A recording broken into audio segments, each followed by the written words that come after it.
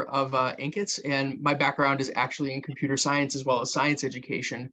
And what we're going to be talking to you today is a little bit about the system that we have been working on in development in partnership with our Rutgers Graduate School of Education on NSF and U.S. Department of Education funding for the past 15 years, believe it or not. I started doing my dissertation research on this a long time ago. And we're going to talk a little bit about our system and how it can be applied to help students get better at applying science critical thinking skills and science practices to hands-on labs. So a little bit of bookkeeping. I'm joined by our main presenter, Janice, is on her way. She should be here any minute.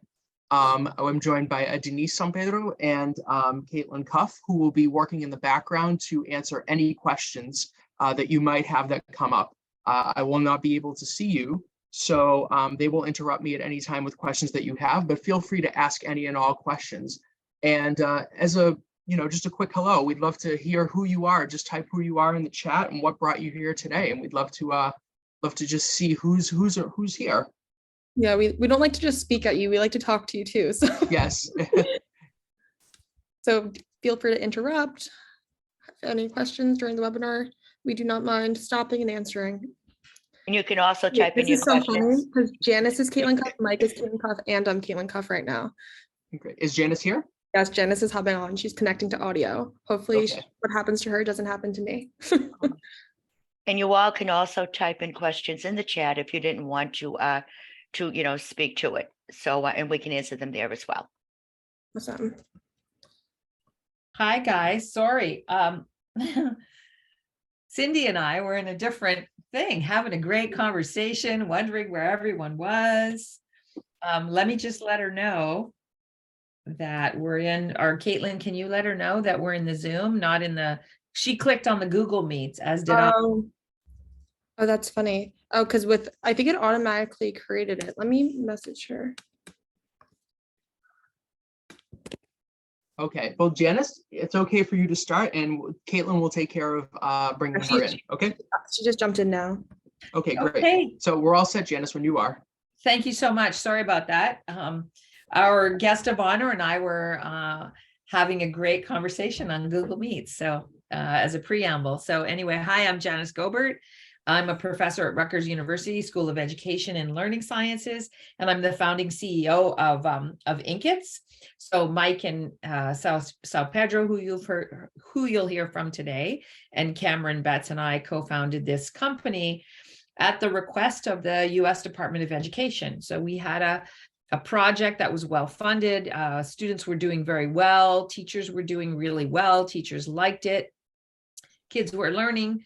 And they have a set of funds or a funding line that helps research projects turn into commercializable products. So that's how Inq-ITS came to be as a commercial product.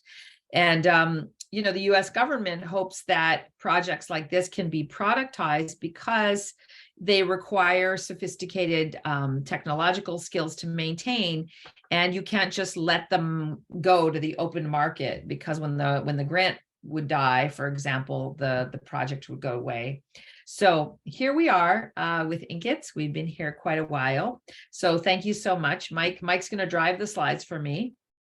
So we all are painfully aware of the fact that American students have scored very low on STEM. We're currently 18th. We used to be 13th. For a while, we were 25th. And we also, that came out this fall, right before Christmas, scored very low on the NAEP for math and ELA. So our American students are not doing very well across the board. And this is unfortunate because there's an increasing demand for STEM jobs and STEM workers. So if students don't get the right competencies and knowledge, they're going to be held back. Those will become barriers to future college STEM degrees or STEM careers. Next slide. So the next generation science standards were designed basically to help ameliorate students' basic skills that they think are important to learn in order to develop basic STEM competencies. So these are referred to as the next generation science standards, as you know. And with these, students are expected to develop the ability to ask good questions, develop and use models, plan and carry out investigations, analyze, interpret data, including math. We have math starred there a couple places. Use mathematics and computational thinking in science. That's a core piece that's really new since the science frameworks of 1989. Construct explanations of science, engage in argument from evidence, and communicate findings. The latter two involve writing. So this is a good example of how students are learning math and ELA in the context of science, in these really rich contexts. So teachers also must provide evidence of students' competencies at doing this as per the NGSS. Next slide, please. But we know that this is not hard, that this is very hard to do, and typical assessments don't really capture the competencies of the next generation science standards and may cause gray hair, as Mike has entered here. So you have, first of all, multiple choice or fill in the blank. These are not authentic. They only capture factual knowledge and minimal reasoning. They're easy to grade, but they put kids in 4 bins. You know, putting kids in 4 bins is actually not that hard, right? You're not getting precise enough information in order to support them in the learning where they're falling down on the job, so to speak. And students can guess at multiple choice. Moving down to the bottom left, high-stakes summative tests rely on multiple choice items and open response items. Feedback is given too late to help students learn. So for example, those results of summatives often come in July or August, and that's certainly too late because those students have moved from your grade on to the next. And students struggle in silence. So then another form of assessment that's typically used in science are lab reports. And these, of course, are written in open response format. And these capture work products, but they don't capture work processes. They don't capture students' competencies. These are difficult and time-intensive to grade, and they really don't capture what students know and can do. And we wrote about that in US News and World Report in 2016. And then lastly, hands-on labs, which often accompany lab reports. Students lack the skills to complete these independently. They require equipment, material, setup time, and space. They're difficult to grade, and the rigor and consistency is also very difficult to keep consistent across students. Next slide. So here's an example of how difficult it would be to assess. Imagine this, assessing the next generation science practices. And here you have a class. All these students are working on an experiment, possibly on different aspects of an experiment. And we have 2 kids here that I want to point out. One is Billy. Billy's there on your far right. Billy's a science genius. Billy can form a testable hypothesis, collect data, interpret data, warrant claims, do all the math associated with it. But Billy is not good at communicating what he knows in words. So if a teacher is relying on what students write or a lab report as their main form of assessment, this will be a false negative.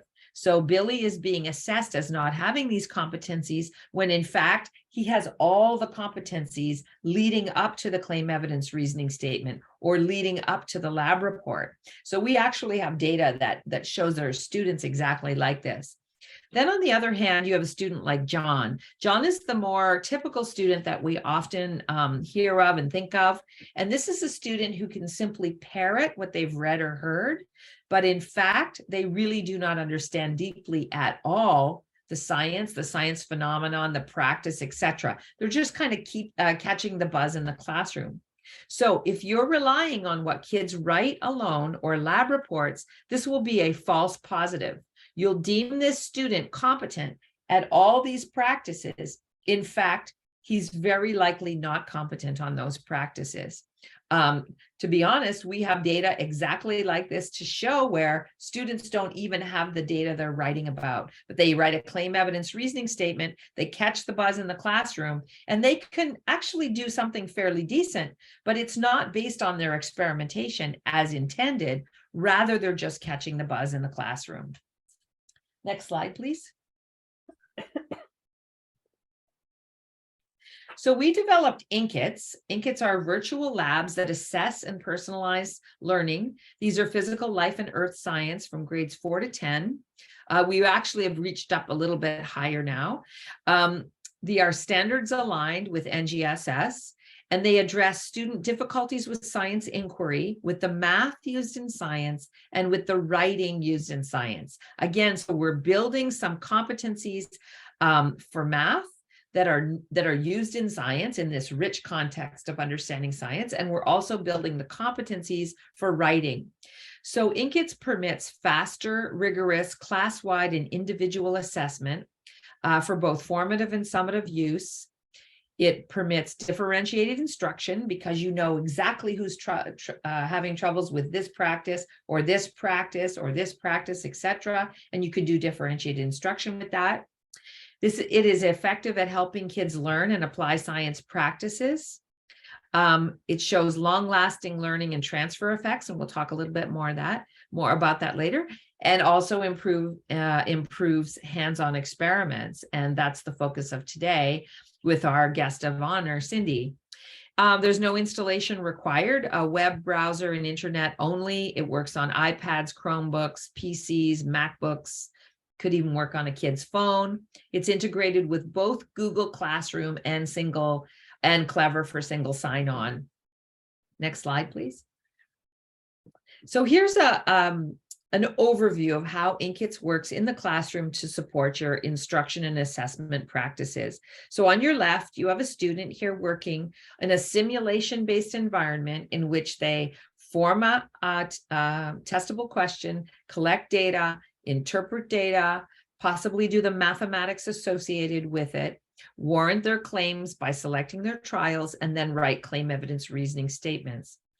While they work in real time, patented algorithms are assessing everything the student does, every mouse click, every choice, everything they type, etc.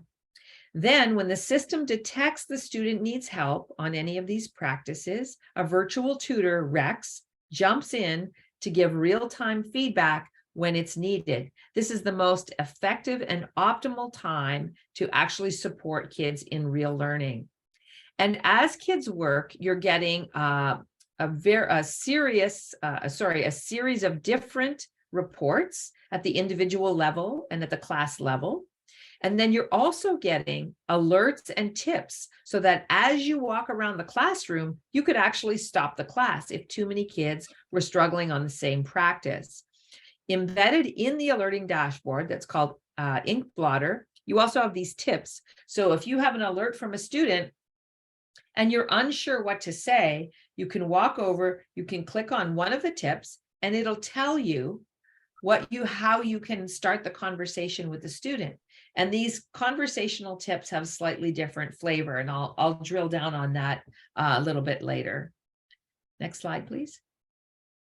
All right, so the components for students are authentic inquiry, Rex, a personal tutor with Spanish glossaries and Rex help, and student reports. And the student reports are sort of at a level of kind of a high level, because we don't want students getting too fanatical about whether they went down or up or down over one small iteration of a topic area. So on that note, I think we're going to show the demo. Is that right, Mike? Yeah, sure. I can show Great. the demo right now. Yes. Thank you. Sorry, I accidentally cut out of the presentation, but yeah, this is just make sure everybody can see my screen. I can't see you, but you can see me.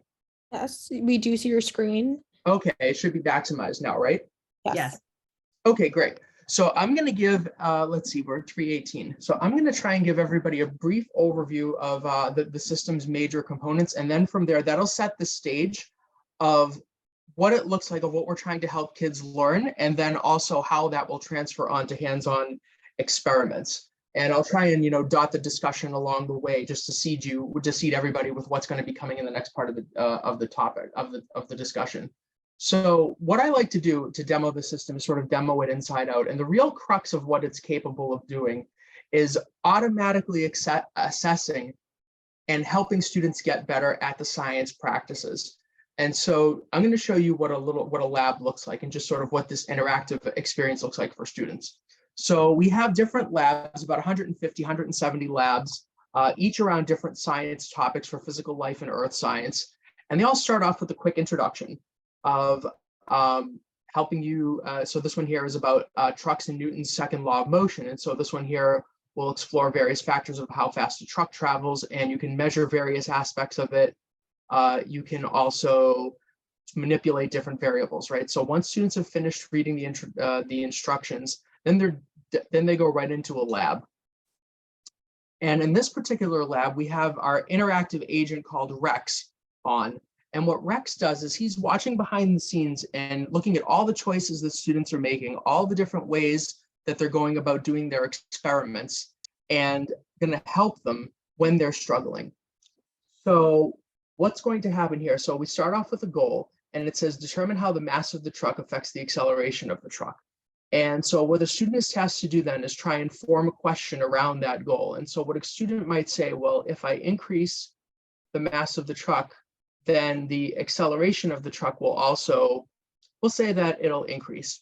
And so it's looking right now and it's saying, okay, the student identified an independent variable they're going to measure, dependent variable they're going to change, and a relationship between the variables. This is actually a good hypothesis, even if it's not scientifically accurate. It is a good hypothesis, a good question to test. So because of that, the student will be able to move forward and they will not be stopped and provided support. Next part here is now they need to use this simulation to try and collect as much data as they think they need to figure out if their question is supported or not. And so here they'll be tasked with changing the variables and collecting as much data as they think they need, and they'll be able to see the simulation run. And more often than not, what happens is that a student will be collecting uncontrolled trials, uncontrolled data. They will be not testing the question that they said they're going to test. And Rex is watching behind the scenes, and what he's doing is looking at all these choices. And when he thinks that the student is off track, he's going to jump in and provide some support. So like right here, he says, well, I think the data you're collecting won't help you test your hypothesis because you aren't designing a controlled experiment. You can ask Rex for more help on how to do that. And if the student is making the same kinds of mistakes, the help gets more and more targeted. This particular part of the activity is really interesting because you can see there's many different right and wrong ways that a student might go about collecting data. So it could be perhaps they're not focusing on the variable, the independent variable that they wanted to test, right? And so they're good at designing controlled experiments, but maybe not focusing on that. Maybe they're running too many repeated trials. And some of our more advanced activities where students need to actually graph and best fit curves through data, maybe they have not collected enough variation in their data to see a mathematical trend through the data, right? So there's many different ways to engage in this process. And what Rex is doing behind the scenes, not just in this stage, but all the stages, is seeing what choices students are making and providing them with a personalized support depending on how they're struggling in the moment and giving them the feedback that they need to get better at the science practices. To keep the demo moving forward, I'm going to be a good student now, and I'm going to collect some good data with the mass of the truck, changing only that since that is what I said I was going to test in my question.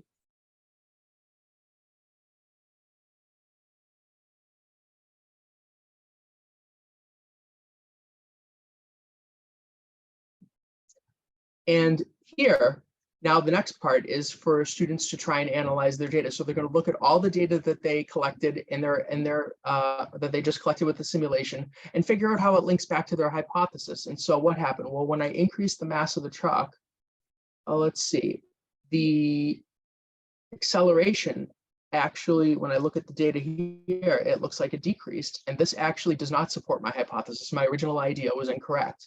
And to back this up, I'm going to pick all the trials that I think qualify as good evidence. And as you can imagine here, that there's many different right and wrong ways to do this as well, right? That maybe the student, again, is having trouble identifying independent, dependent variables. Maybe they don't see the correct relationship in the data. Maybe they don't tie it back to their hypothesis correctly, where, oh my God, my hypothesis is wrong, and it's a shame, it's a criminal problem that I did not support my hypothesis, right? But this is actually a good thing, right? This is a learning moment, and we all know that, you know, one of the hallmarks of science is for it to be falsifiable, right? So this is actually something that we want students to engage in, the ability to have them prove themselves wrong with data and evidence. And then the evidence that they pick, you could see that maybe they would pick uncontrolled trials. Maybe they only pick one piece of evidence, right? This is often very common, that they just think that the way to back up a claim is with one piece of data, right? As opposed to using multiple pieces that shows the relationship. And so again, if the student had any difficulty in this, Rex is looking at all those different combinations and possibilities of ways that students might go wrong, and will jump in and provide them with the help that they need in order to get better. And he's there every step of the way to make sure that students are engaging in a productive experimentation investigation process, right? It doesn't make sense to collect some data for a question you can't answer, a scientifically formed question. It doesn't make sense to analyze data that are completely unconfounded, because you won't find any good relationships. So he's there every step of the way to stop them, help them, and make sure that they're doing good science inquiry so that they can come to the right understanding of the phenomenological relationships between the science topic variables of interest. The last part here is that students need to write in their own words what their claim and their evidence and their reasoning is. And so they're, again, restating their claim and identifying what variable values they're using to back up their claim. And then for the reasoning, they're trying to provide some evidence why their evidence is actually good, backs up their claim or not. But then they're also bringing in some of that scientific explanation and information to support them. And what's really also unique about our system is you've seen how what students are doing is being used to generate Rex information, and also that's being used to auto score what they can do.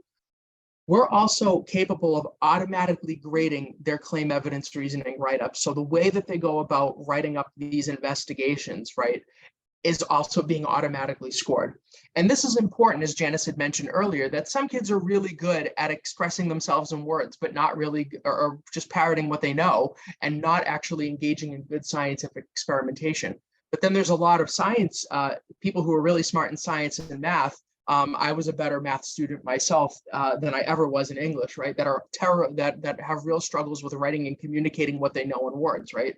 And we want to be able to help both kinds of students, because as you know, being able to communicate your findings and being able to communicate scientific information is a key science practice that isn't going away. And it's important also to bring in those ELA concepts here as well.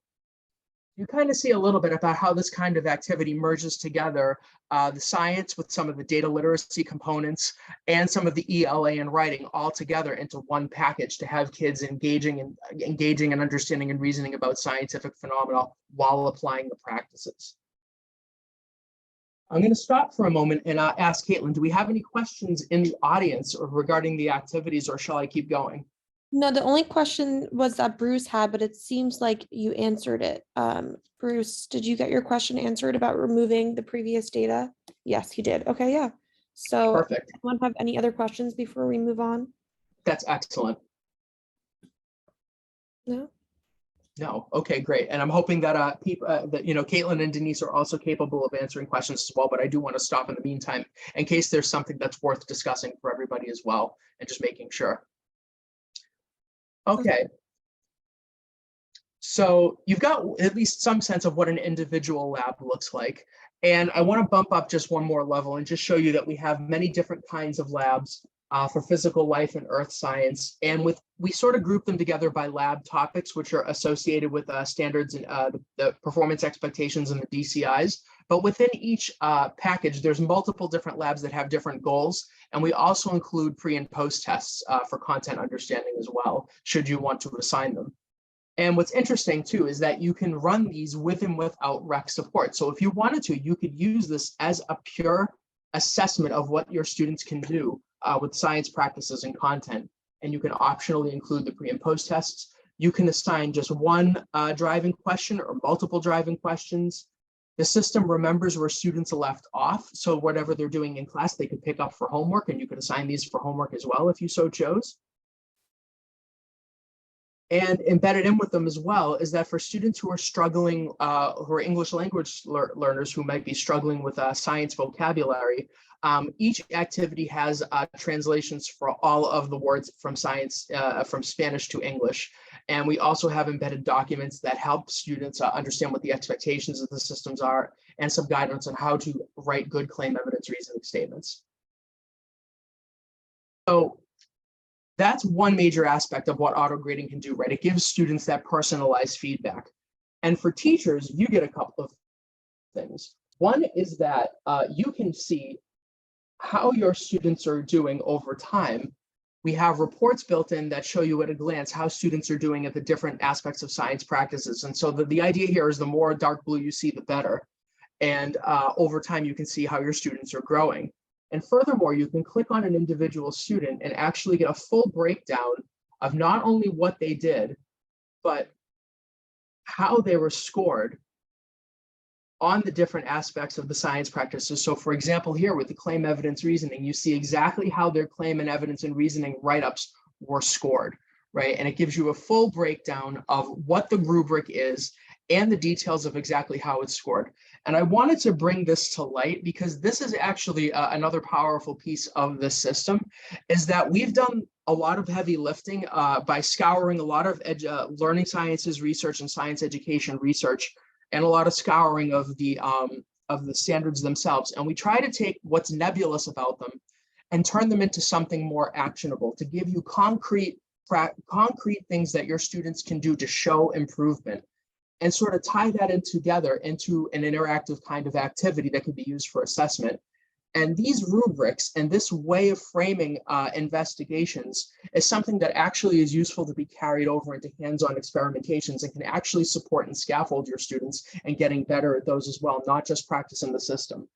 And our guest speaker, our guest here, Cynthia Strike from New Hampshire, was actually going to talk a little bit about this, about how some of the structure that she's applied that students are doing in Inq-ITS has carried over into her hands-on labs, and how that's actually helped students get better on all these different aspects, including doing their claim evidence reasoning write-ups. The last part of the system that I want to highlight just real quickly is that we also have built in an alerting dashboard that acts as a magic crystal ball. So on the one hand, you have Rex being able to help your students, but then you also have a tool too that lets you monitor and see and track what all your students are doing at the same time. So it's like you can see inside their heads, and it'll tell you not just who is struggling, but when you click on their name, exactly how they're struggling. So for example, Ramona Ryder here is struggling to create a mathematical model because they don't understand the shape the data make.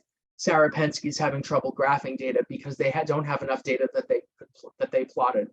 And furthermore, if you're not quite sure what you might say to your students to help you to help them learn and get better, there's built-in supports for you that gives you essentially conversation starters that will help you talk to your kids, to help you talk to your students a little bit better and give them ideas on how to go about executing the science practices. And these supports were distilled from us actually doing research, listening to what teachers were saying to their students that led to them being more effective at their investigations. And using a tool like this, being able to monitor what students can, what your students are doing, you're actually able to help twice as many students more effectively and with more efficacy than you would otherwise. And we've got some great research, controlled research about that, that Janice is going to talk about in a little bit. And just for logistics purposes, I just want to mention too that all of this is tied together into a web interface that has multiple features built into it. It works on any device. It supports single sign-on with Google Classroom and Clever. You actually can post your assignments right to Google Classroom and also get the grades out of Inq-ITS and post them right to your Google Gradebook. All of the reports are downloadable. And we even have a built-in feature for co-teacher support. So if you have a co-teacher or a paraspecialist in your classroom and you need multiple people working with kids at the same time, you can actually keep track, multiple people can keep track on what students are doing at the same time within the classroom. At this point, I just want to say that some of the labs too, you just saw one example here. I encourage everybody to play around a little bit if they can. We have free trials available where you can see some more advanced activities where students are forming graphs, collecting, they're building best fit curves through the data, bringing in some more of that mathematical understanding and literacy, exploring linear relationships, nonlinear relationships. And we're always open to new ideas and suggestions about how to make this bigger and better, add more content and add more assessment capacity. At this point, I'm going to turn this back to Janice, but also open it up for questions while I do that.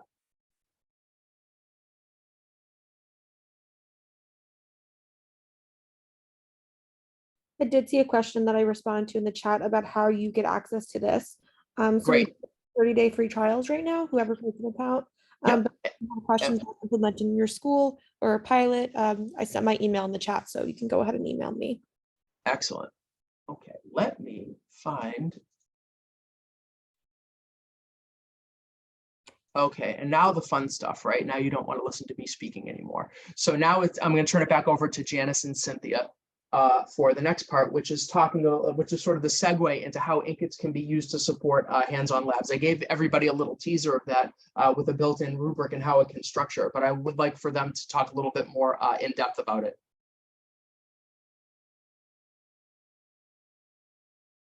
Janice? Sorry, I was on mute. Keep guessing. So thanks very much, Mike. Inq-ITS is used in many ways. We don't prescribe exactly how teachers should use Inq-ITS because we find that they're very creative with their picking Inq-ITS and using Inq-ITS to suit their pedagogical purposes and their students' needs. But here are some examples for classroom-based formative data on practices, DCIs, and cross-cutting concepts. DCIs refer to disciplinary content ideas in the next generation science standards. Teachers also use Inq-ITS for summative data on competencies related to the practices, DCIs, and cross-cutting concepts. And in fact, they use them as a review for summative, and many schools in different states across the United States have yielded about a 20% increase from one year to the next on their state summative by simply adding Inq-ITS to their pedagogy. Inq-ITS is used as a baseline for incoming new students. Like, for example, if you have kids coming into high school and you're not really sure where their competencies are, or if you have a regional school with feeder schools and you're trying to get kids sort of on the same page, you could use Inq-ITS for that purpose. As I said, review for state summatives or school tests. As a remediation strategy for struggling students. So kids who are struggling, for example, could really make use of Inq-ITS and have made use of Inq-ITS to undergird their understanding of the practices, which we know leads to content knowledge. And then as an acceleration strategy for students who need to be challenged. So for example, if you have students in the younger grades and they really like science, then you're free to assign Inq-ITS labs to them. And then lastly, to help students become more effective at executing hands-on labs, because we have, although we are assessing and working on the practices, the DCIs and the cross-cutting concepts in concert, we foreground the practices because we believe that if you teach students how to conduct the practices in the way that scientists do, that when they move to a content area that they don't understand, that they'll more readily engage and in fact increase their content knowledge in that new area. Next slide, please. Okay. Great. Oops. You want me to? This is the correct one, yes. Okay. Go ahead, Cindy. Cindy, you are on mute. I make the same mistake, so. Okay, so I'm not quite sure how to approach and to talk with people because I usually like the facial on one. So can they see me if I showed them things? Yeah, if they click on your name, they should be able to, yes. Yes, they can see you. I can see you. Can you guys see me? Yes. Only because I don't have feedback for myself. So for seeing things. So I'm kind of excited. I see there's a couple of 6th grade teachers as a high school teacher, and pretty much I've been doing Inq-ITS for a while. I'm pretty excited about it. It's taken me a little while to get the feel for what to really help support the children. What I've really kind of been working on, and I don't know if you can see this, but I take some of their goals. And what I want the kids to do is I have them underline, have them look for what changes and what responds. Have them underline what changes, box what responds. So when they start to get into Inq-ITS, they start to look at that, the goal, and they start to look what's changing, what's responding, and then they go down into their hypothesis. So I've been doing that with the kids. With the moving, with a couple of what I'm starting to move into when some of the hands-on, the kids, we did an oobleck, and this is teacher pay teacher, where they did the oobleck, and then they had to do observation, they had to choose what matter and things like that. And what I focused on is giving them a line paper, reasoning, how to kind of set up reasoning. What are some of the formats? Because really, if we all look at it, pretty much our formats are all in order. They kind of have a system. And so I kind of came up, and I don't know if you can see this. Can you guys see this? Yes, we can. Can you see the whole thing? So I pretty much having them put their claim in, and then the sentence, did they support, what they found out, did it support or not support? And then following up with their evidence, and then the scientific principle.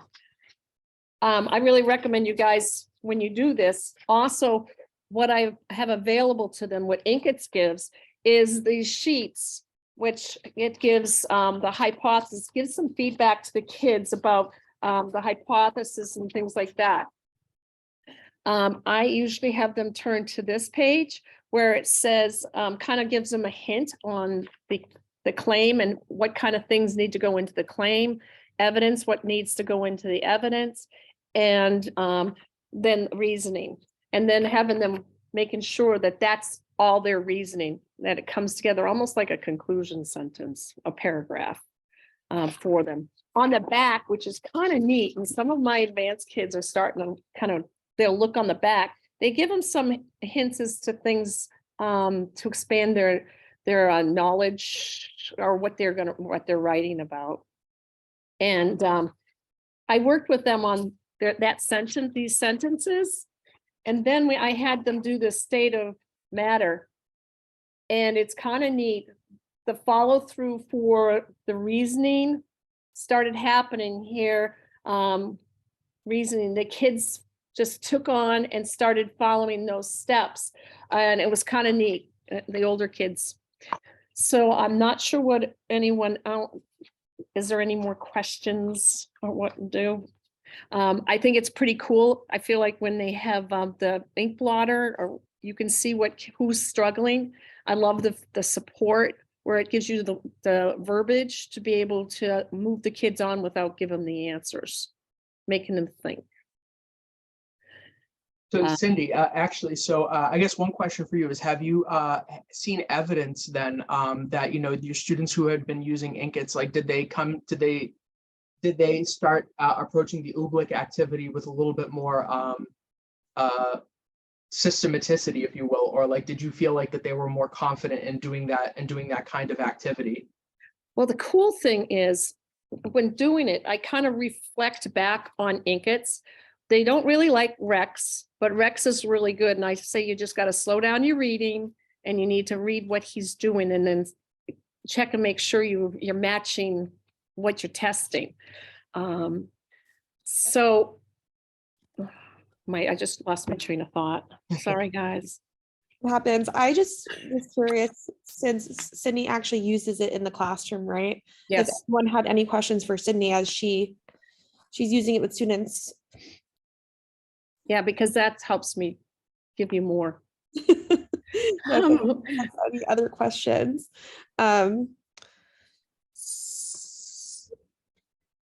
Bruce has, so I have two questions, and I think this is more for Mike and Janice. And Bruce says, has Rex become the clippy paperclip at the student opinion level? So I don't know if you know what that is, Sydney. It's like, No. It's kind of like a nagging thing in their Oh. ear, telling them what to do. Oh, well, I kind of got the hint for that. Well, yeah, because it makes them stop and pause, because if we didn't have Rex, they would blow right through the whole thing and not stop and pause and think about what they're doing. And it just slows them down. I think Rex also is like another teacher in the room to help out, instead of, there's me, but there's Rex out there too. So if they're struggling, Rex is able to help that a little bit, and I can monitor that. That's actually a very interesting a very interesting comment to make about Clippy. I actually am I am of the age that I remember Clippy very well, and Cindy hits it right. Cindy hits it right that making the students slow down, and when they're paying attention to what he says, it's actually quite effective. And we have a ton. You'll see this in a little bit, of efficacy studies on this type of intervening approach, preventing them from moving forward and giving them feedback. That leads not only to more learning in the activities, but also across activities as well. Like this Rex feedback is across the board quite effective, even for students who are typically disadvantaged, which is really interesting. So like while one design aspect of, say, writing a Word document can be, really be a hindrance for, for what you're doing when writing a Word document, it's actually quite effective for learning. And so, these design decisions are things that we take quite seriously. But that's a really great observation, because I would have said the same thing too before doing this kind of research. I have one more thing that's wonderful for the kids, is the instant feedback at the end. They usually come up and share, and then they're now kind of like, look at how I improved, because there's the the yellow, the light blue, and the dark blue just showing proficiency, and it's nice they get that feedback. One thought I had is how important Rex is that when you have classrooms that are oversized and you only have one teacher, the ratio of one teacher to 40 kids, having a teacher knowing that Rex is there is like having, a real live assistant, because it would be very difficult to get to everybody. So Exactly. that's even a good point when systems are cutting budgets, oversizing classrooms, staff shortages. Rex is a godsend. Yep. And as a reminder too, that you can run with the teacher alerts, or you can run without Rex. So you choose. If you choose, all the assessment will still happen whether or not Rex is running. So there's options too. So there's multiple options in deploying this as well. All right, Janice, let me turn it back to you, because so Cindy, thank you so much for for giving us some information about how you do it. Although we haven't, I don't think we use you as in this particular pilot study. We do have some data that we published on regarding efficacy of transfer to hands-on labs. Janice, would you like to talk about that? Yeah, I'll talk about that quickly. Yep. So basically, we were very curious, since teachers started calling us and saying, oh, I was walking around the class while kids were doing hands-on labs, and they were spontaneously saying to each other, remember what we learned in Inq-ITS. We have to focus on an independent variable to specify our hypothesis. And remember what we learned in Inq-ITS, that when you collect data, what you do is you vary your variable that you said you were going to test and keep the rest the same. And so this led us to wonder if the practices were in fact transferring to hands-on.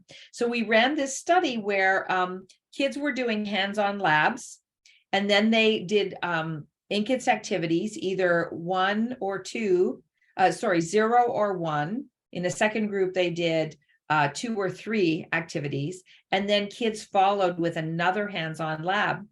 And what we designed rubrics that aligned very tightly with our coding schemes, because we wanted the hands-on labs to be scored in the same manner that we score our competencies in Inq-ITS. And what we found, that in particular for hypothesizing or question formation, as well as data collection, those who did more labs actually got better. So you can see the repeated Inq-ITS in the light gray, and the non-repeated Inq-ITS in the black line. So the first set of this first graph on the top left is hypothesizing from hands-on time one to hands-on time 2. And the second set below it is on data collection, hands-on time 1 to hands-on time 2, where kids are getting better if in fact they did more Inq-ITS. And this was, these were statistically significant findings. And perhaps if this analysis were to be redone, I was just thinking about this, with 0 versus any labs, these effects might have been, in fact, even stronger.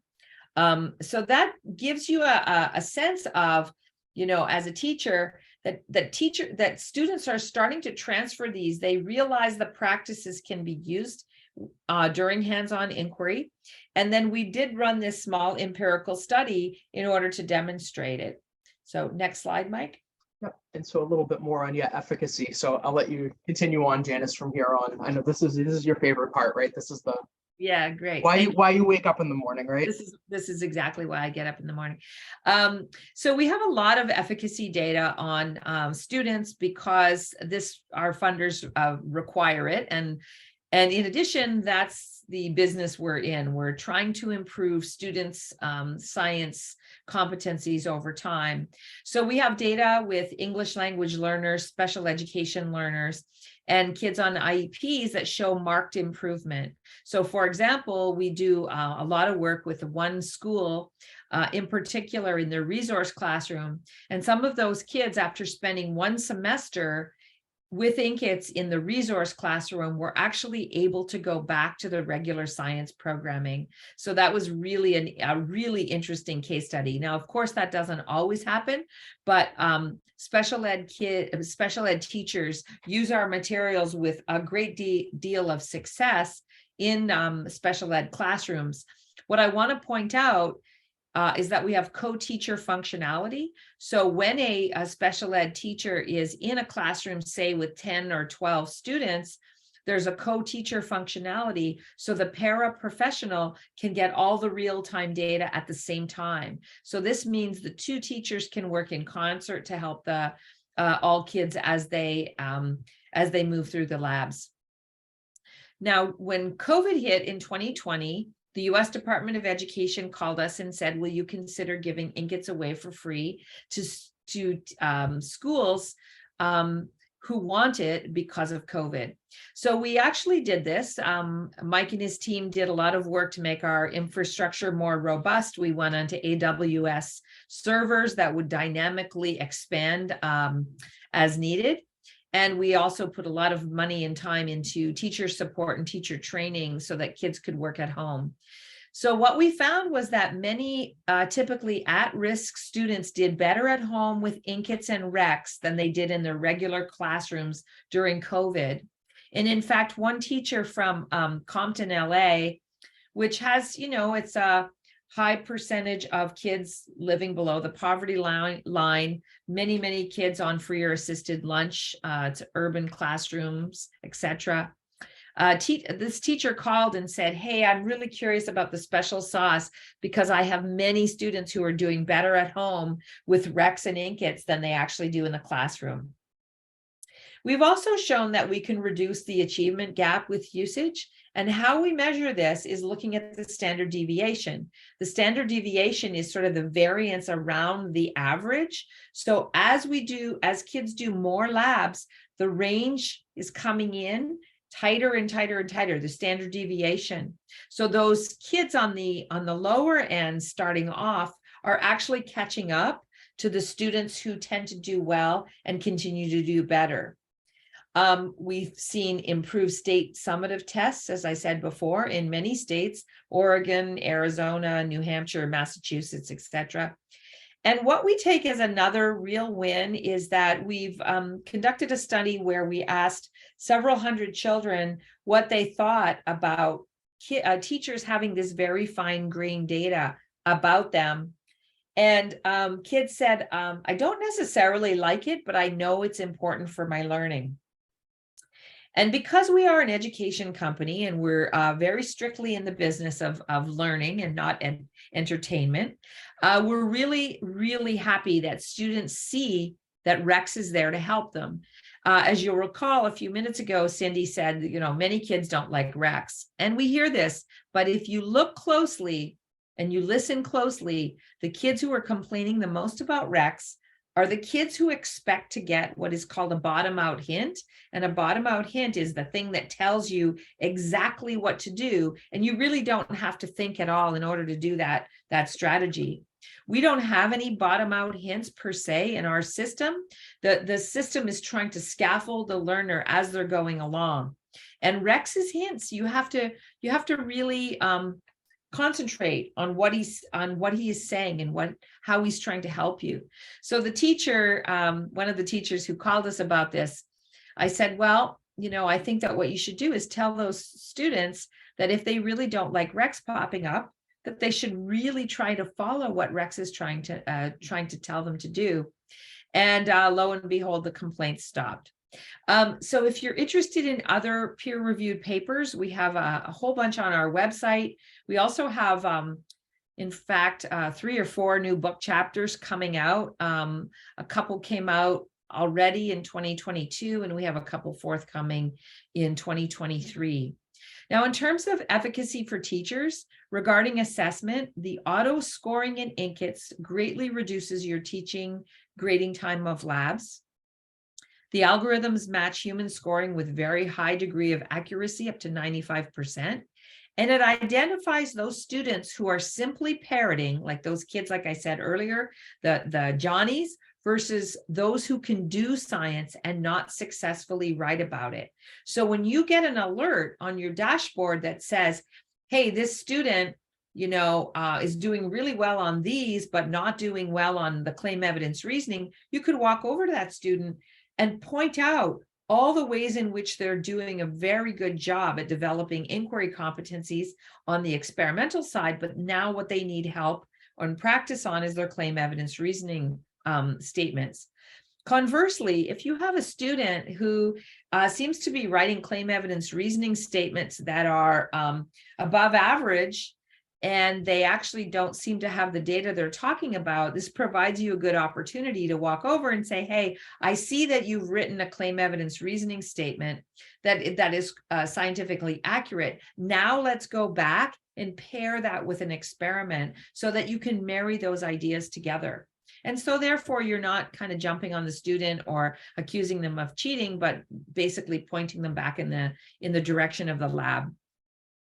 Now, regarding instruction, Inq Blotter alerts enable teachers to give more personalized help to more students more accurately and more quickly than typical approaches. And this is when you're using Inq Blotter in one-to-one and you're going over from class to class. But if you use Inq Blotter for differentiated instruction or whole class instruction, you can in fact help all the students who are struggling with that practice. Inq-ITS helps teachers identify students that typically go unidentified because our typical assessment techniques that have been used don't tend to identify these students, like I talked about, the Johnny who can't really do all the inquiry but can write about it, right? Or the kid who can do all the inquiry but then can't write about it. So this assessment provides you the full range of the competencies expected by NGSS. And then lastly, alerts and tips in Inq Blotter used by teachers lead to demonstrable student improvement. And what we showed here was actually that we ran a study by the National Science Foundation where what we did was we had a teacher with Inq Blotter that had a voice recording attached to it, voice recording device. She'd walk over to a student, hit the record button, and one of our software engineers bundled these things together, the student performance, what the teacher said, what the student said, and then the subsequent student performance.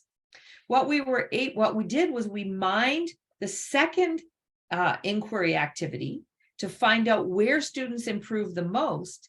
And then we took what teachers said and turned those into actionable tips. So those are the empirically developed and designed and reified tips that help teachers help students get better at inquiry. And we have a paper in the Journal of Learning Analytics in 2021 on exactly that topic. Do you want to switch the slide, Mike? Yeah, I think we're coming up to our 4 o'clock end time, so I'm just going to leave it here with the free trial and just give everybody some information that, all you have to do is go to Inq-ITS.com and you can sign up for a 30-day free trial. And if you need a little bit more time than that, that's perfectly fine. Just reach out to us and we'd love to hear from you. But you get access to everything that you've seen here today. So you get recs, auto-graded labs, the reports, the alerts, that you can try everything with your students right away without even having us get involved. But if you need support, by all means, please reach out to us and we'd love to hear from you and support you any way that we can. And so if there's any questions, yeah, thank you so much for attending. I know it's 4 o'clock in case people have to go. We thank you for coming at the end of a busy school day, or maybe if you're from the West Coast, maybe this is your lunch break. And, just as much, thank you so much. I hope your sandwich or whatever you're eating is good. And we'll open this up to questions.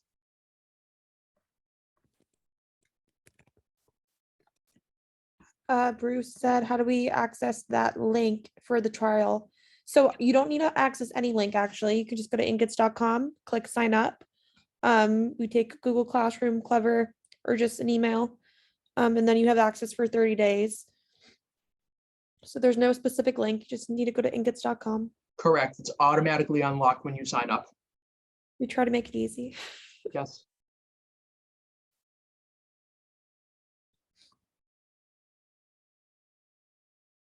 And then as always, like Mike mentioned, if you have any questions, you can just email this email on the screen. So, any other questions? All right. I think we're good. Awesome. Well, thank you all for joining. Yes, we hope to see you using the system. And if we can support you in any way, please let us know. Like I said, we eat, sleep, and breathe science practices and inquiry all day, every night. And look at students' lab write-ups more than probably would care to admit. I've been doing a lot of natural language processing, grading of students' claim evidence reasoning right now. So I've become quite adept at looking at students' writing.